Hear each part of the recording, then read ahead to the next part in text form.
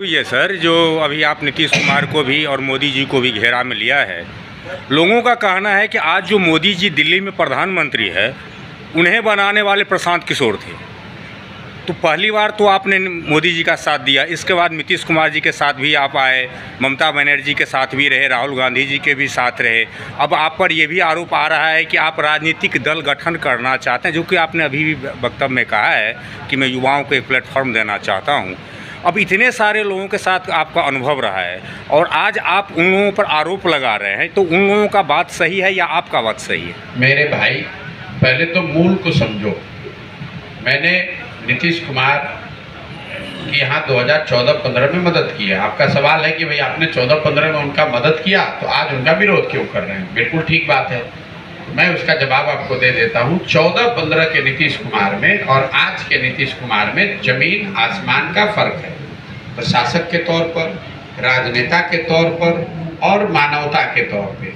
मैं आपको बता दूं, प्रशासक के तौर पर जिस नीतीश कुमार की 14-15 में हमने मदद की थी, उसकी छवि ये थी कि 2005 से 2011-12 के दौर में एक बिगड़ा हुआ बिहार सुधरता हुआ दिखा था। तो मेरी कोई यहाँ राजनीति में रुचि थी नहीं। हमने उस व्यक्ति की मदद की। वो आदमी 2014 में चुनाव हार कर अपना पद छोड़कर मांझी जी को मुख्यमंत्री बनाकर एक तरह से उन्होंने संन्यास ले लिया था। मेरे से नीतीश कुमार मिलने आए 2014 नवंबर में दिल्ली। मैंने उनको कहा कि सर, अगर आप बिहार को सुधार रहे थे, बेहतर बना रहे थे, तो आपको वापस जाना चाहिए। चुनाव में हार की वजह से अगर आपने ये काम छोड़ा है तो आप उस जिम्मेवारी को लीजिए। हम लोग की जो शक्ति बुद्धि है हम आपके साथ लगाएंगे ताकि आपको चुनाव जीतने में मदद हो सके। मैं यहाँ आया, चुनाव में उनकी मदद भी की, उनको जिताया भी और उसके साथ साथ 7 निश्चय का कार्यक्रम भी बनवाया, बिहार विकास मिशन की परिकल्पना भी की। लेकिन जब मैं यहाँ से चला गया तो ना उन्होंने 7 निश्चय किया, ना बिहार विकास मिशन चलाया, उछल के यहाँ से फिर भाजपा के साथ चले गए। दूसरी बात, राजनेता के तौर पर नीतीश कुमार की 2014-15 में हमने मदद की थी, वो नेता थे जिन्होंने वाजपेयी जी के राज में, जब वो रेल मंत्री थे, उन्होंने एक कैसल में असम में रेल दुर्घटना हुई थी। उस रेल दुर्घटना में करीब 200 लोगों की मृत्यु हुई। नीतीश कुमार ने पद से इस्तीफा दे दिया। आज नीतीश कुमार चमकी बुखार में सैकड़ों लोग मर जाएं। अभी मुजफ्फरपुर में 32 बच्चों की दुखद मृत्यु हो गई डूबने से। छपरा में 80 से ज़्यादा लोग अवैध शराब के वजह से मर गए। नीतीश कुमार विधानसभा में खड़े होकर पॉकेट में हाथ डालकर हंसकर कहते हैं कि जो पिएगा वो मरेगा। मुजफ्फरपुर में 32 बच्चों की दुखद मृत्यु हुई है, उससे ठीक 15 किलोमीटर दूर नीतीश कुमार कार्यक्रम कर रहे थे। आप मुझे बताइए, देश का कोई ऐसा हिस्सा जहां मुख्यमंत्री 15 किलोमीटर की दूरी पर है, वहां गया तक नहीं वो आदमी।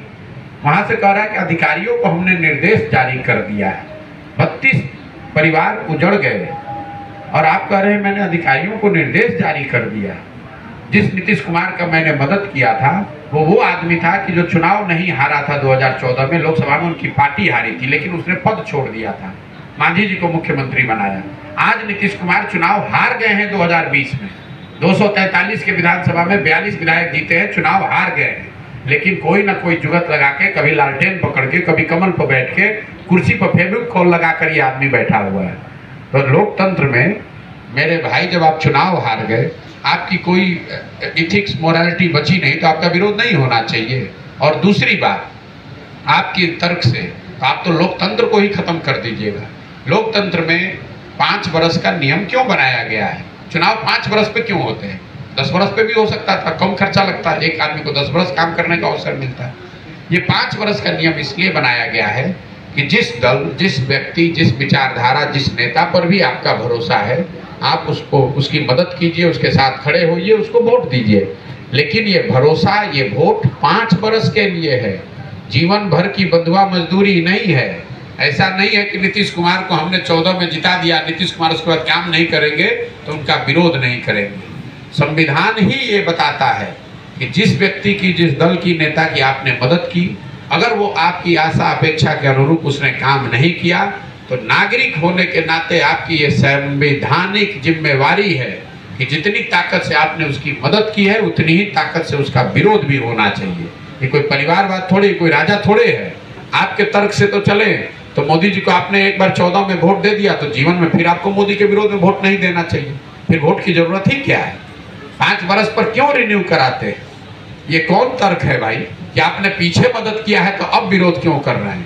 पीछे मदद इन वजहों से किया था और आज विरोध इसलिए कर रहे हैं कि बिहार में इस आदमी ने चुनाव हारने के बाद भी लोकतंत्र का गला घोट कर कुर्सी पर जोड़ तोड़ करके जुगाड़ लगा कर ये आदमी बैठे हुए हैं। इनको छोड़ना चाहिए। बहुमत नहीं मिला है, फिर से चुनाव होने दीजिए, अभी औकात दिख जाएगी कितने पानी में है।